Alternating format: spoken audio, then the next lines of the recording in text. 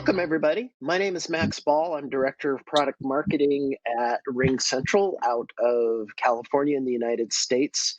Today, we have a global panel, and we're going to talk about contact centers and what life's going to be like post-pandemic. So obviously, we'll start a little bit and talk about all the changes that happened in 2020, but what we really want to focus on is moving beyond that and the things that we think are going to help us with success going forward. And we do have pretty good global team here to talk about this. We have Tracy Bully from Australia and from Technology One. We also have from New Zealand, Grant Walker at To Be Connected.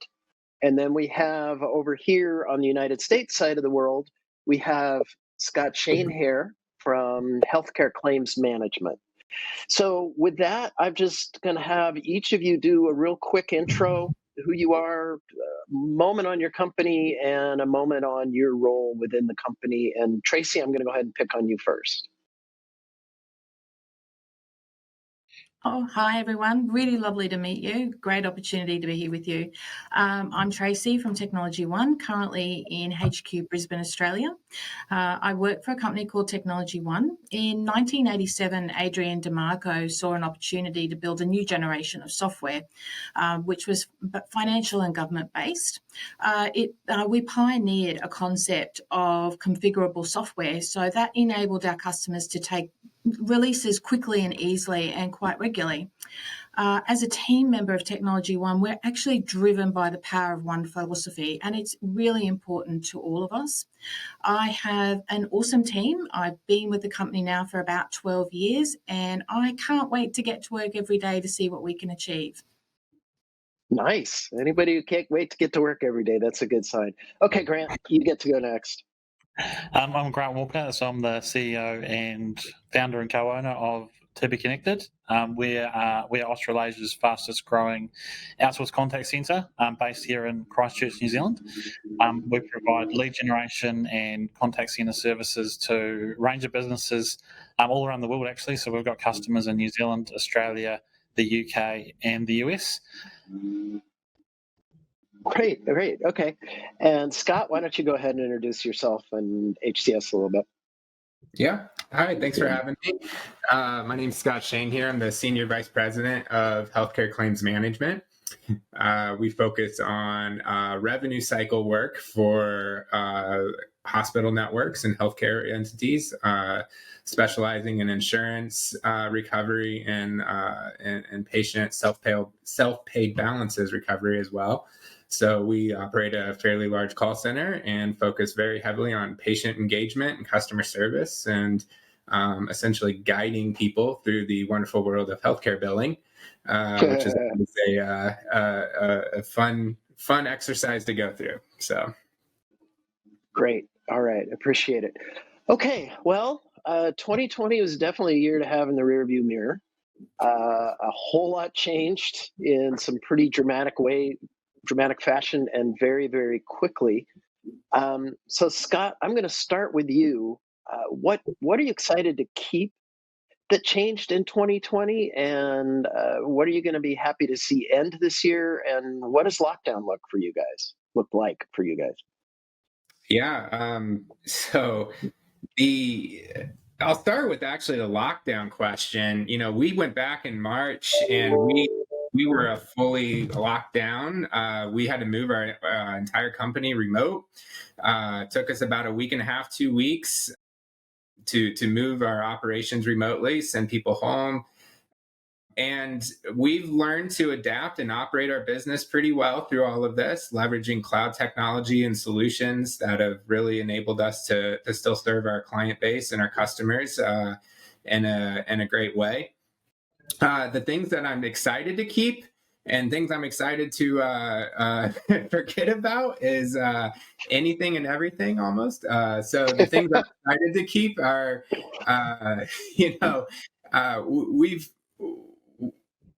we've made this, and I don't know if it was just because the pandemic and COVID brought this on, but we've put this extra intentionality into agent development in our call center in 2020.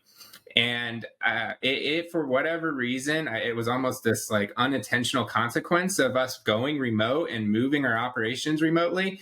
But agent development and quality and how we better can train our staff that ultimately can better serve our customer has just been, we've been laser focused on that through 2020. And I think it's helped us demonstrate the level of empathy and some of the customer service skills that we need to better serve our clients. So I'm excited to continue keeping that as we move forward into 2021. The things I'm excited to get rid of is all of the uncertainty that 2020 brought with us. From a business leader, you're worried about how you maintain your customers to clients to dealing with the financial ramifications in our business was pretty, as consumers got impacted by COVID, that directly impacts our business. So getting that uncertainty, kind of getting a little bit more predictability of where we're going as a business, I'm very much looking forward to and staying true to as we kind of move forward in 2021. So that makes a lot of sense. Tracy, how about you? How did you survive, and what are you looking forward to losing and gaining? It gave us an opportunity to try new things and look at efficiencies in our business processes and how we interacted internally, but also with our customer base as well. We really listened to the customers' needs through this time and really aligned ourselves to build stronger partnerships with them. We were all really in the same boat, really. We were all going through a change and a new world and looking at diverse ways of how to cope with it and keep on with what we needed to do. So successful partnerships with our customers is something that we're really passionate about. So we really investigated new ways of interacting with them as well. And last year brought a lot of innovation and diversity in the way that we did that. And it's really exciting to see it, but also to look at continuing it, moving forward and building those stronger relationships. This year, we all really want to have physically see our team members again rather than the virtual world. We find that far more better for us. And with that, of course, building an even stronger team than what we are now, and building stronger relationships and partnerships with our team, with our customer base. Great. And Grant, being in the United States with the infection rates we've enjoyed, or not enjoyed, a little bit jealous talking to you on your island nation there, but still, there's been a whole lot of impacts around COVID for you. So talk a little about your experiences and what you want to carry and what you're excited to drop off. Yeah, absolutely. We're incredibly fortunate. I think we're probably one of the luckiest countries in the world in terms of our COVID situation. We went hard and went pretty early with lockdowns in New Zealand. So I think we only had about 16 cases actually in New Zealand at the time when we went into a full lockdown. And at the time, everybody sort of, I think, globally thought we were a little bit crazy. But as it's turned out, it was the best decision that the country could have made, and it was definitely worth the 4 to 6 weeks we kind of spent totally locked down to have the freedoms that we now have. So pretty much since end of May last year, we've been back to in the office, relatively business as usual. The only real restriction for us is obviously not travelling overseas, which has been a small price to pay for the freedoms that we've got. So we're incredibly lucky in that regard. I guess things that I'm be glad to see the back of from last year are the uncertainty, and there's been a huge amount of uncertainty for all of our customers and just the general business environment and things like that. I think I'm looking forward to continuing with staff being in the office. So we were really fortunate that we were prepared for earthquakes because Christchurch is prone to the odd earthquake. We're well prepared for the work from home situation. We didn't expect it was going to be a pandemic that kind of caused us to put our BCP plan into place, but it worked pretty well. But staff generally just want to be in the office. Christchurch is a relatively small city globally, so staff don't have to travel very far to get to the office. It's not like some of the other overseas cities where people spend an hour in the car each day, and I'm looking forward to not having to deal with that. So staff generally want to be in the office. We've got good facilities in I'm really hopeful we can hang on to that, and that we don't end up in another lockdown situation. So that's what I'm hoping 2021 will bring for us. Great. That makes a lot of sense. So one thing we all had to deal a lot with is keeping a team connected while everybody is remote or working from home. One of the assumptions I work from, and we've gotten this from talking to a lot of different companies and analysts, et cetera, is for the most part, companies will have significantly more people working from home ongoing. So what I'm curious about is, what have you done to help build a sense of team while everyone's working remotely? And to the extent you're comfortable sharing, how much do you think of your team is going to be home going forward, and what of that will carry forward? And to the extent that's proprietary and you don't want to share that, that's absolutely fine as well. So Tracy, I'll go ahead and start with you on that. Well, some of the best practices that we actually looked in that area was the team absolutely loved the Ring Central groups. We created groups that were for collaboration purposes, but we also did some fun activities on another group that we created. And believe it or not, bingo is quite popular.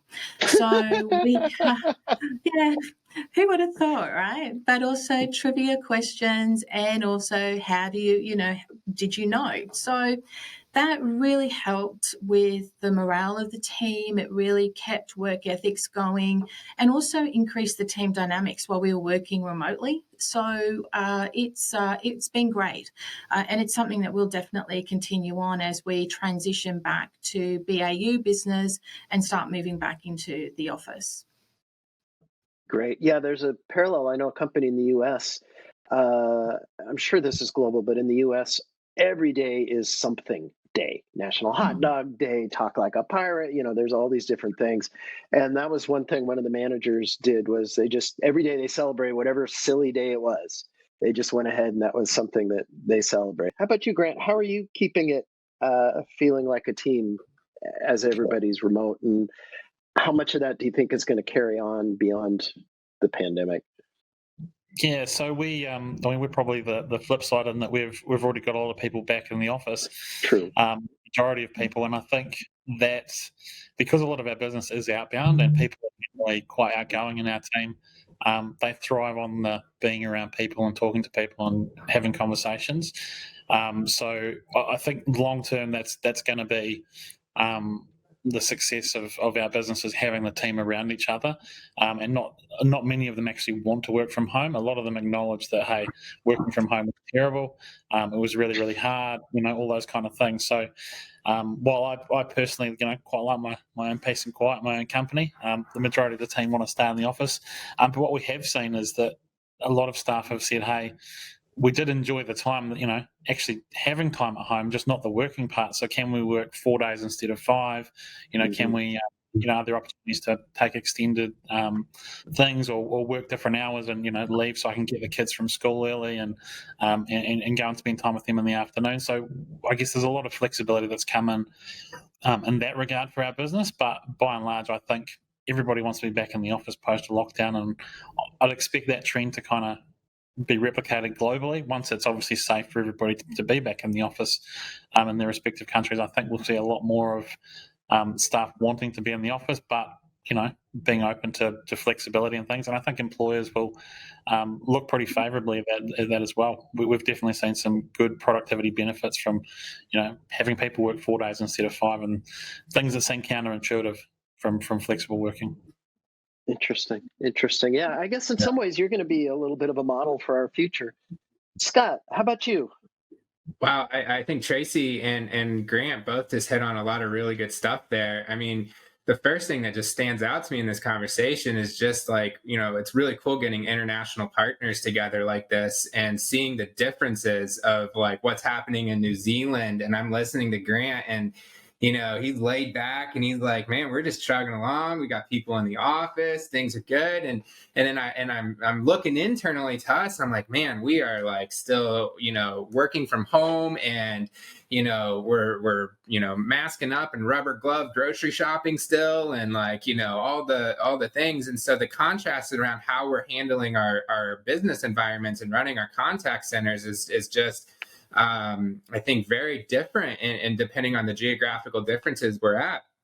For us, intentionality around cutting in parts of our agent and our contact center agents' days to bring together that, like, just talking and getting some face time with one another, but being intentional about those moments in our days have been really important for us. So we try to carve out, we call them little huddles, right? 5-10 minute huddles in our days where people get together, they talk, they figure out. And so I think when you roll out of bed and you go to your computer, you turn it on, you start working and doing your job, breaking that day up a little bit and drawing some intentionality to bringing people together is really, really important. And I thought Tracy's comment around the bingo thing is just brilliant, because we've also tried to introduce gamification into our worlds, right? Try to lighten it up, bring some of that fun competition amongst our peers into the organization to bring people together and draw some of that collaboration has been really key for us. I think as we go through 2020 and beyond, we're going to continue to play off that and just continue to iterate on those concepts and pivot, and as we deal with whatever comes our way. That's a really great point, Scott.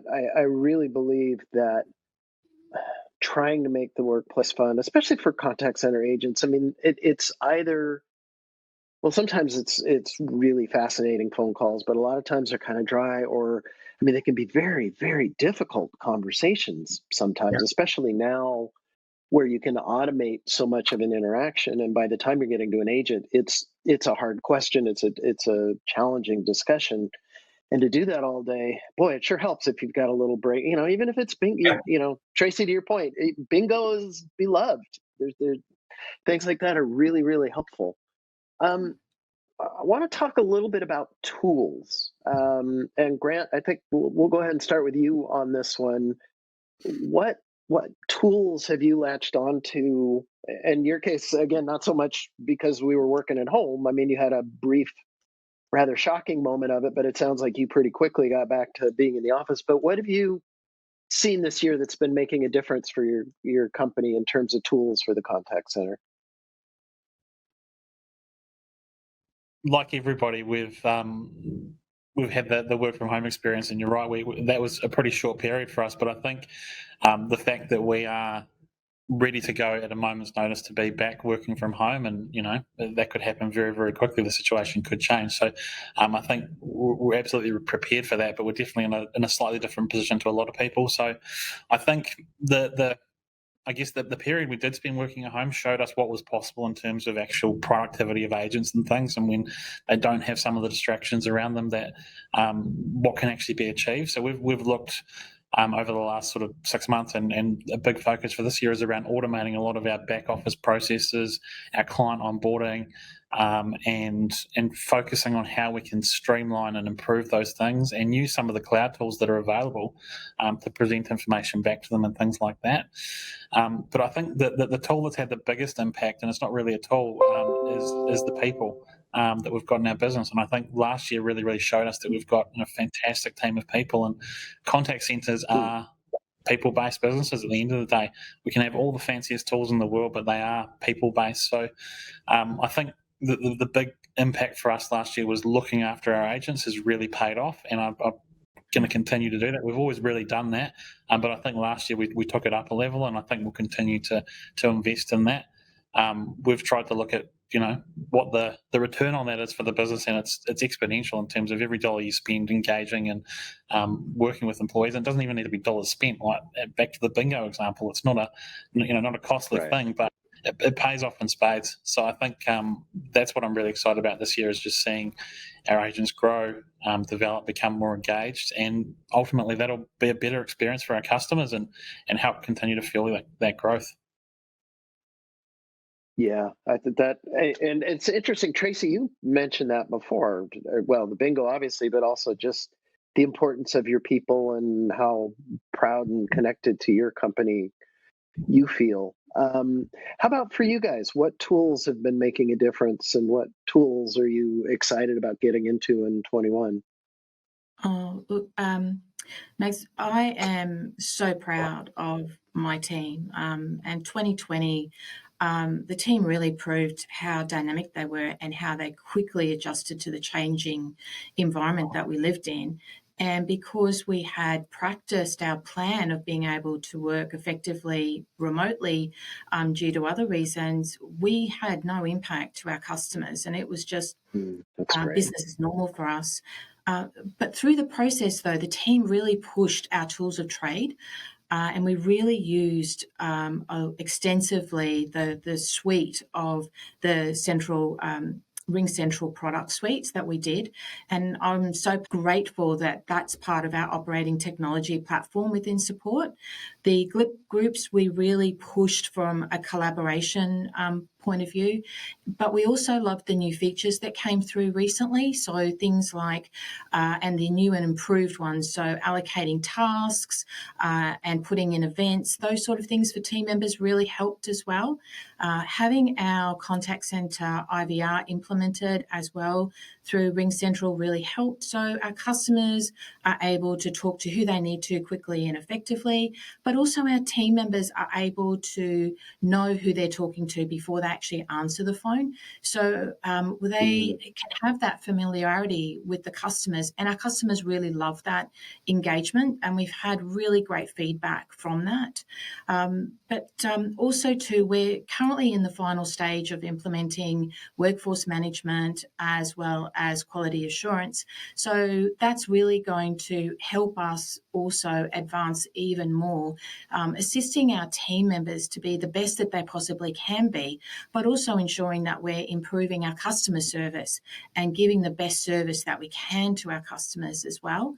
We're also just implemented analytics, so that's really exciting as well for us going through that process. So I'm really excited for what we can achieve in the future. So I think it's going to be a great year, 2021. Awesome. I just love hearing over and over the importance of the agents, and I'm such a fan of that. Scott, how about you guys? Hey, Max, I just got to echo what you just said. Like, it's so cool when we get together with people and we listen to them and they talk about all the work and emphasis on the agent, because you can't deliver great customer service unless you're investing in your own people. It starts there and it ends there at the end of the day. But with that being said, there's some also really great tools that can help empower and enable your agents in your workforce, right? When I think about what we went through with COVID and whatnot, like the workforce management tool is really an enabler for your agents in the contact center, right? When people need flexibility in their workday because we're doing the kids are at home with schooling and they need to have a little extra time to deal with some things or whatever the case might bring, being able to schedule that in an intuitive way. So the workforce management tool in 2020, was a huge tool that we really liked adopting. But I thought it was really neat what 2020 did to contact centers in general this year. Was like it accelerated everything I felt like that contact centers should have been doing for like the last 10 years, and they just weren't. In 2020, like put that on steroids and really brought a lot of really great fast forward movement into things. And so, for us, it's how can we self-service options and customer service, right? How can we build our IVRs out where there's callback and queues and scheduling of when people want to be talking about and really getting in an emphasis on what does the customer need and want and how can they self-service themselves? How can you tailor to their time, their schedule, their needs? All this functionality all of a sudden came real quick in 2020 in contact centers. And I think that's just going to be a continued emphasis moving forward. And Tracy, you said something I thought was just really really brilliant in the sense of, you guys were starting to look at the data, right? And what are our customers doing and saying and things along those lines. What does that persona of our customer even look like, and that we're trying to service? And I think as contact centers, and particularly for us as we go into 2021, it's leveraging that data in a meaningful, impactful way that we can get better customer service. We can serve our clients and our customers in a more meaningful way. There is just a whole realm of opportunity there that continues to need to be explored and tapped into, I think, as we go into 2021. And what tools are there going to be to make that a reality? Oh, that's great. All right, I have one last question. We're getting close to time, but we have a little bit yet. Digital customer engagement. How are you looking at that? What are you doing of that today, or what are your plans for this year? And Scott, I'll go ahead and start with you. So I think when we talk about a digital engagements for us, it's for the different, outside of a phone call or the voice interaction, there's SMS messaging, there's texting, there's some social media aspects. But going back and kind of playing off what Tracy was talking about with leveraging some data and some insights around their customers, we're really focusing on the intentionality and the timing and the when do we send these messages to people, what demographic of people does it make sense to use these different omni-channel communication tactics with, who responds better. Different age groups, different demographics respond better to different omni-channel communication strategies. So for us, it's that intentionality behind what makes sense for whom, and really making sure we're tailoring that approach to the customer is kind of our strategy going into 2021. That's great. Grant, how about To Be Connected? How are they going to connect digitally? Yeah, so we're in a unique position in our view of the world that we look after 50 or 60 or 70 customers at a time. So we've seen a lot of trends, I guess, in digital customer engagement. But to Scott's point before, it's really just been on steroids the last 12 months. It's rapidly accelerated a lot of these tools, and contact centers are finally moving into the future. So I think we're going to see a lot more of that, and we've got tools in our tool belt to help a lot of our customers, with their digital engagement. I think that the key things, I guess, that we're seeing with it is it's got to be manageable for the agent. So it's all very well to have 12 different tools, and you can talk to them on Twitter and Facebook and web and SMS and phone and all of that. But from an agent perspective, if that's not a seamless experience, it's really overwhelming because you're having to learn multiple different systems and chop and change all the time. So I think fundamentally we should be talking to customers on the channel that they feel most comfortable talking to us. Yeah. But we also need to ensure that the standards don't slip. It shouldn't be a different experience from the phone to if you're engaging with somebody on Facebook Messenger or WhatsApp or SMS. It should be a seamless customer experience. They should get the same information from the contact center agent, and I think contact center agents need to be able to move from one channel to another. So there'll be times where it's a digital engagement, as it starts through the web, and then it actually needs to move to phone because it's far more complicated than the customer anticipates. So that seamless nature is going to be really, really important, and that's what we're focusing on, is that agent side again, making sure that our agents have the tools that they need and that their experience is as seamless and straightforward as possible. Because if they feel like they know what they're doing, they feel like they've got all the tools, right there that are easy to use, it's going to flow through to a better customer experience, regardless of the channel. Yeah, boy, I really, so much of what you said, I just totally believe and agree with. Tracy, how about Technology One? What are you guys thinking about for digital in the upcoming year? Oh, well, this is a really important subject for us and our customers, especially through the last year, what Grant and Scott have been saying as well. So with that in mind, we are really looking at developing more in our CRM system and integration opportunities using RingCentral. So we're really excited about that, and we will continue to look at new features that are being delivered by RingCentral coming through, because Max, we want to be at the forefront and continually looking to improve the customer's experience, but also getting our team members the best experience that they possibly can. Through this time, we found that our customers really wanted opportunities to solve their own problems, to have the tools to be able to do that, to be able to collaborate with others in their industry, in their product that they use, but also in their state, which was really quite interesting. And so with that, we're really going to be evolving that even more with what's coming through.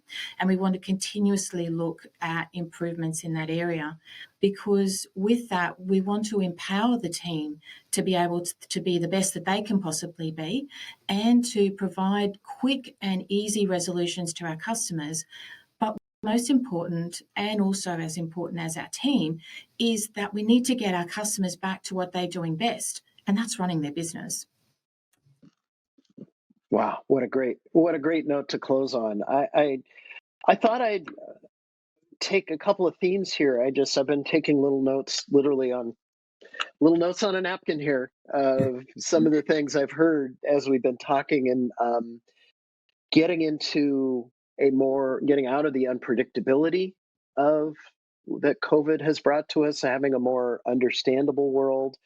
Um, and one of the things that got me really excited was we all talking about focusing on agents, how important they are, what are things, gamification and all the things, not just throwing technology, but what can really make a difference for them. How can we connect them, while we're at home and ongoing. And then what I like is really the customers came up after that, which to me was really interesting. But I heard a lot about personalization. What is your preferred channel? What do I know about you? How do I use that to make a better customer experience? What can I do to help you with self-service? When do I be proactive and send you an SMS with information that you need? So I thought this was just a fantastic conversation. I want to thank you all for your time.